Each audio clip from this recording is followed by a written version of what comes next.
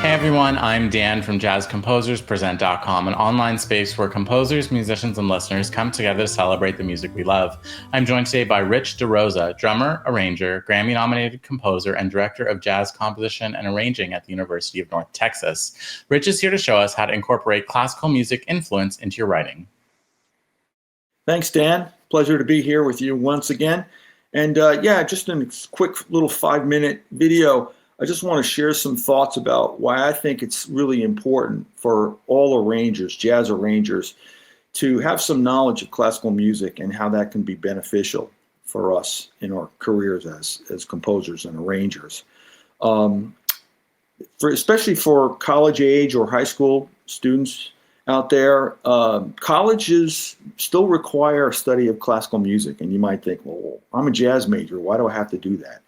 And I'll just say that be open to it, okay? There's a lot of things that you may not realize at the time, but you'll be glad that you ventured into and did the studies, all right? Learned about these composers, learned essentially about the evolution of the 12-note system that comes out of Western Europe. So let's quickly take a look at a list I put together that kind of highlights why we should study classical music. These are things that, for me, it was personal things that if somebody asked me, this is some of the things that I would say. Number one, melodic development, learning how to take shapes that we call motives, making themes and subordinate themes. And number two, counterpoint, which is essential. 18th century counterpoint, which is probably most readily represented by Johann Sebastian Bach, and 20th century counterpoint that you would hear in somebody like Bartók or Hindemith. 3, harmonic function, meaning Roman numerals, not just that's a C minor 7, but what does a C minor 7 feel like and sound like in the key of B flat versus the key of A flat? Non-harmonic function, that harmony doesn't always have to have a Roman numeral function, and quite often doesn't these days. There's parallel harmony, modal harmony, bitonal harmony, serialism, which is 12-tone. All of these things were established by our predecessors from Western Europe. Then there's form.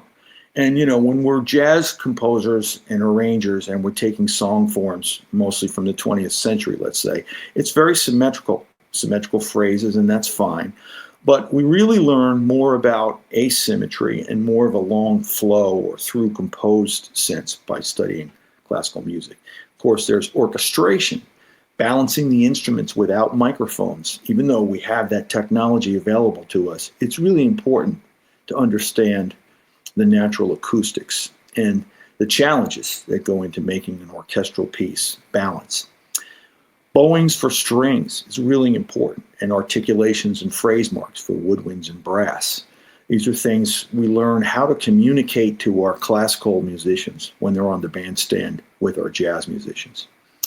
I've also learned how to write meaningful piano parts and learn how to read a grandstaff fluently, write harp parts with the pedals, 7 pedals, and knowing how to set up those pedals. And then doing any kind of chordal work where you're learning how to set a text and write for the voices. So that's just a quick top 10 list. There's many other variations and assets. But I'd like to put this in a more specific context in 2 things in my long career. One of them is you're about to hear is from a record by a trumpeter named Dominic Farinacci. And the record is called Lovers, Tales, and Dances. And when Dominic hired me to arrange the music for his record, he had a small group in place. He had a small group arrangement of a piece of music by Giacomo Puccini, who was famous for writing operas. And I actually had to take one of Puccini's pieces and create this orchestration for a small chamber orchestra, and then segue into the jazz group and kind of keep that continuity. So here's just an excerpt, and if you want to hear the whole thing, now you know how to find the recording. But this is called E lucevano le stelle.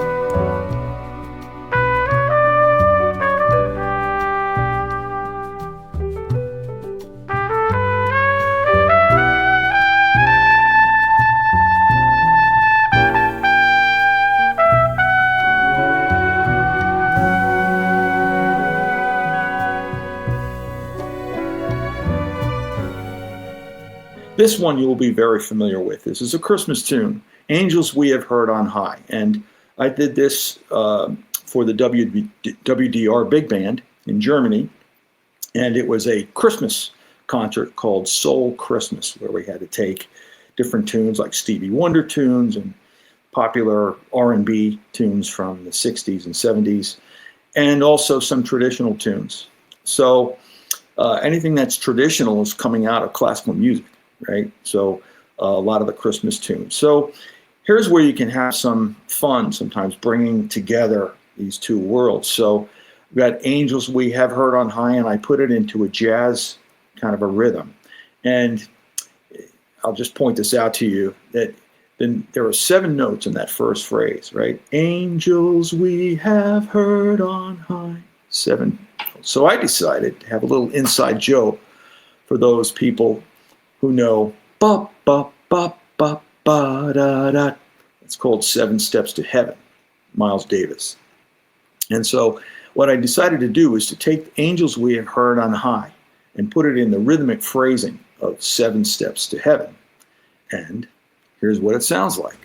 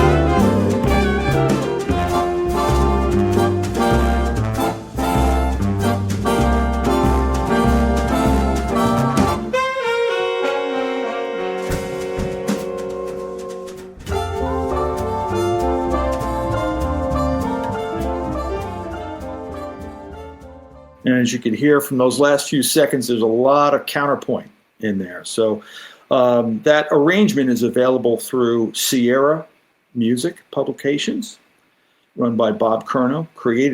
He's the owner of it. And so that chart is readily available for big bands. But there's a lot of other Christmas type tunes that I've done that require me to use my awareness of and the study of classical music. So that's my advice, especially for the young composers, okay? Pay attention, and this will be of really excellent use in your career.